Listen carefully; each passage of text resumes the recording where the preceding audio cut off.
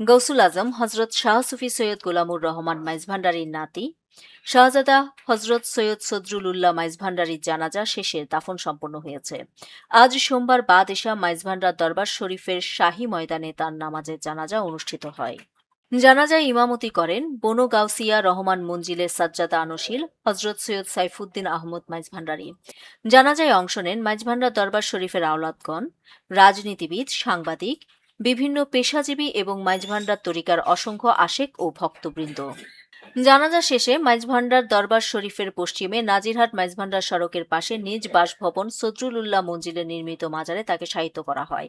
এর আগে রবিবার সন্ধ্যা 6টায় চট্টগ্রাম নগরীর একটি বেসরকারি হাসপাতালে ৮২ বছর বয়সে ইন্তেকাল করেন হজরত সৈয়দ সদরুল উল্লাহ মাইজ ভান্ডারী।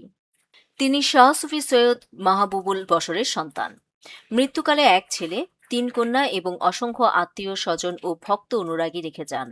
মরহুম সৈয়দ সদরুল উল্লাহ মাইজ ভান্ডারী ফটিকছড়ি উপজেলার ১৫ নম্বর রোশঙ্গেরি ইউনিয়নের সাবেক চেয়ারম্যান এবং ফটিকছড়ি উপজেলা চেয়ারম্যান সমিতির সভাপতির দায়িত্ব পালন করেন। নিউজ ডেস্ক, দৈনিক পূর্বকোণ।